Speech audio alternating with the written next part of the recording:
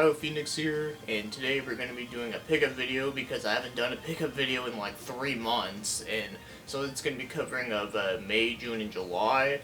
And within those time, the reason why I haven't done a pickup video in that time is because of I don't know if I've just been really busy, but also I've been every time that I'm not busy, I'm just like working on like other content, whether it be like my game reviews or my anime reviews, because I'm actually working on a horror anime feature for October, and I'm almost done it, but the thing is though, just for anyone that's wondering, it's not going to be like for the entire month like I used to do.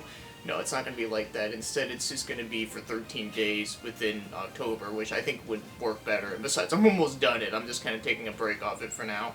But yeah, anyways, with that said, yeah, I know I haven't done like any shoutouts in these videos for the past little while though, and I do apologize for that. But of course, I just want to say that, you know, if you do check in the description down below, you'll see like a shit ton of like smaller channels that I really like, that I can definitely recommend checking out. So, of course, with next time, I think I am going to do some small shoutouts here and there with it though, but for today, I just want to like just talk about some of the games that I've gotten, and hopefully you might have played some of these or have some interest in them, so let's get talking about it. Alright, so the first game we got here is on the 360, and this is actually a game I bought off a good friend of mine on YouTube named Boss and Burf. He's actually been selling quite a few of his games, and I happened to buy 2 of them.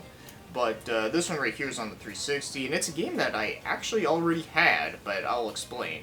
So that happens to be Lost Odyssey. So I don't know what else I can say about the game that already hasn't been said before, but it's a really great RPG that I can definitely recommend. It has a really great story that is like really sad and depressing, but it's really good. But one thing that, like, the reason why I bought this off of him when I already had the game is because this game is a 4-disc game, which is pretty crazy for a 360 game, because my copy only had 3, and for the longest time I thought, well, 3 seems like a lot for a game with this size, so I figured that would be enough, but nope, it's 4, so yeah, so I ended up just, like, getting rid of, like, my 3-disc copy, and I bought this one off of him, so yeah, that's why I bought it, because, you know, I got kind of fucked over with my first copy, but now I can actually play through the game entirely, and I will definitely do that someday. But, yeah, like I said, highly recommend it if you love RPGs. And one thing I will mention that not many people talk about is that some of the developers that worked on the Shadow Hearts series actually moved to Mistwalker to make this game, which I think is awesome. So the next game we got here is also another one I bought off of Boss and Burf, and this is a Sega Saturn game, and that happens to be Layer Section. So this is, obviously, as you can tell, it's a shoot 'em up, and it's from Taito, which is always good. And, yeah, I haven't played a lot of this game, but it's from the little bit I have, though. It's pretty damn awesome. I love it. Like, graphics are really good, you know, the music is great. And, of course, I also love, like, the manual, because it's, like, really awesome looking. I'll just show that off real quick. But, yeah, I always just love the manuals in these, like, Japanese Saturn games. They always look really good. Okay, this is, like, the tight fit here. But yeah, you know, like, this is like the back, which looks nice, but then, you know, you got some really cool, like, little, like, diagrams in here. Like, I just love, like, the background that they used for it. Like, it just looks really nice. So next up, we got some Nintendo Switch games, and this one right here is one I actually bought off of the Facebook Market app for, like, $10. So because of that, I figured I'd give it a shot, and that would be Penguin Wars, which looks really ridiculous as the cover. So, yeah, because for anyone that doesn't know, Penguin Wars was a series that dated back all the way to the Famicom days, and I think they even have one on the Game Boy as well that came out over here, if I'm not mistaken. But, yeah, anyways, the series is, you know, it's kind of like Dodgeball with penguins, so, you know, that's kind of funny. But yeah, this is kind of like a new, like, brand new game where, you know, you start out using a penguin, but you can also unlock newer characters, and the main objective to the game is that, you know, you have a health bar, and you just gotta, like, make sure to dodge all the balls, but if you put all the balls on, like, the opponent's side of the field, then, they all, like, explode on him, and usually it can, like, knock them out, and honestly, the game's actually kind of fun. Like, it's not bad, but it definitely isn't something I would pay a lot of money for. Like I said, I paid $10 off of, like, some random person, and I thought that was pretty worth it. Because this game around here, if you got it brand new, was like $30, and I can tell you, I wouldn't pay $30 for this game. But if you're in the US, though, I think it's about, like, 20. and even 20 is still kind of a little bit too much, but for 10 though, I think it's not bad. It's a kind of fun, relaxing game that you can just pick up and play every now and again, but it isn't anything amazing though, but for what it is, it's alright. And the last Switch game is one that I wasn't planning on getting, but because I saw it on a discount price, I was like, well, I can't say no to that, and that happens to be Toki, the remake. So this is like the collector's edition that they have, and like I said, like I wasn't planning on getting this because the original price of this was like quite a lot, and they actually dropped it down by quite a lot, so I was like, you know what, I'll give it a try. And you know what, this game's actually pretty good. Like, so if you're familiar with Toki, you know it's like an arcade game that got ported to like a bunch of consoles. Like, I know most people played the one on the Genesis probably. And, you know, the games they're good, but they're really fucking hard, and that's because of the fact that you die in one hit.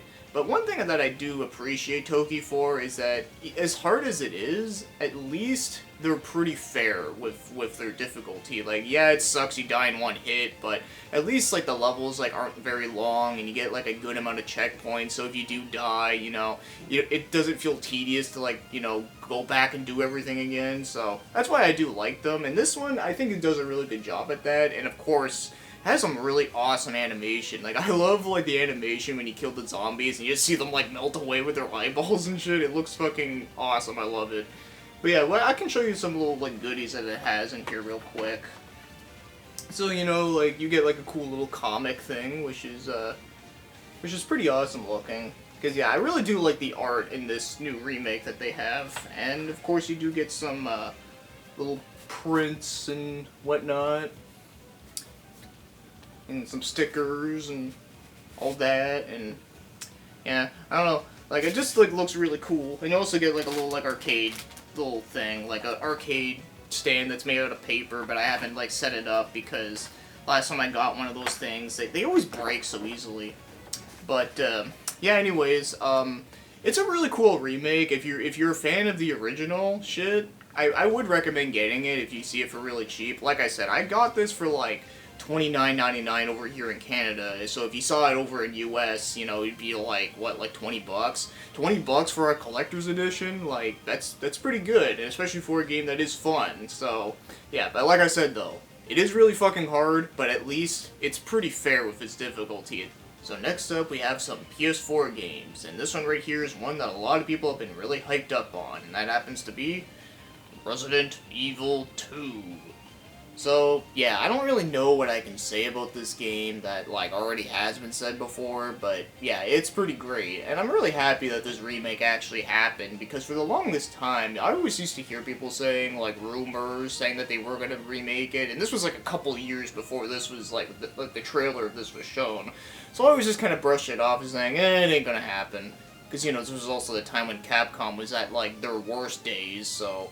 Yeah, so now that it actually is happened, and I played it, and I actually managed to beat Leon's campaign, well, I'm just really happy how it turned out. It's pretty fucking great.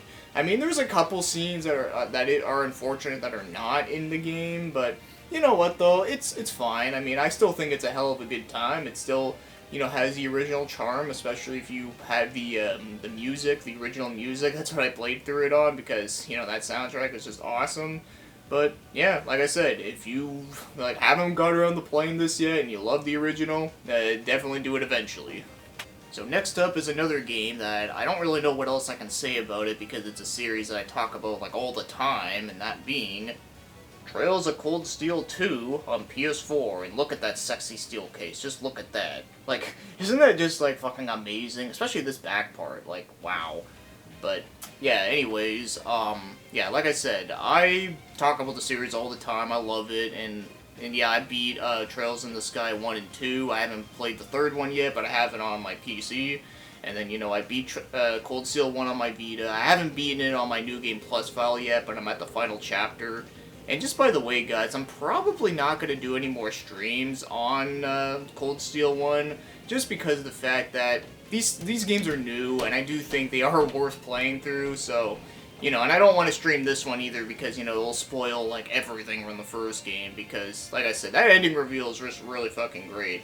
And number 2, believe it or not, I actually haven't beaten it yet, Like, I got to, like, the final battle, and, like, the final battle, because like, there's actually a few battles in this one that seem like they're gonna be final battles, but they're not.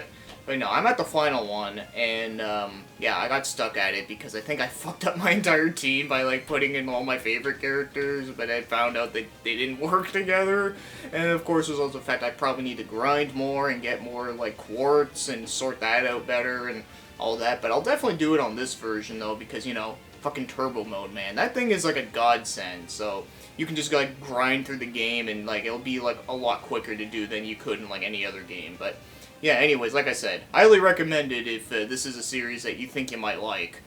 Alright, so next up we have a more ridiculous title, and I can see some people skipping some sections of this video for it, and that happens to be the Persona Dancing All Night collection with 3 and 5. Okay, so I always have to say this like all the time, but you know, I love rhythm games. I always have, and I probably always will. And of course, I love the music in the Persona games, so yeah, I'll definitely enjoy this one. But here's the thing though. So I played 4 on the Vita, and I platinumed it like really fast, like out of nowhere. And, well, the game was good, but the one thing I hated about it was the story. The story was just fucking garbage, and it was awful, and the fact that it took itself very seriously was just stupid, and, ugh, like, it just sucked. Like, that story mode is just really bad. But this one, however, like, it doesn't have a story whatsoever. All the story that you get is just the intro and how, like, all the characters got into this weird dream world where they gotta dance and shit, which, as stupid as it sounds, that's, like, all you get. And of course you get like some little like amusing moments in like the social thing, but other than that, there's no bullshit story. So because of that, this is automatically better than the 4th game.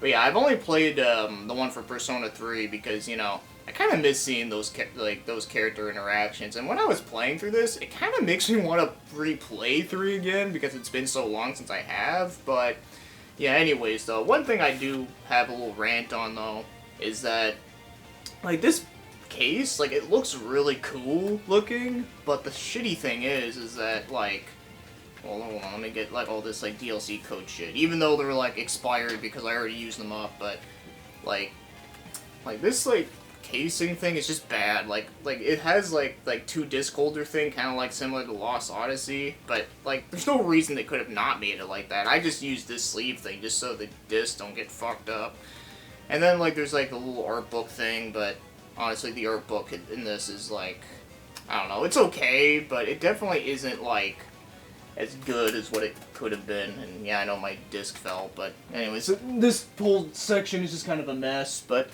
anyways, so despite the packaging issue, like, as cool as it looks, it's just not as functional as you'd think it would be.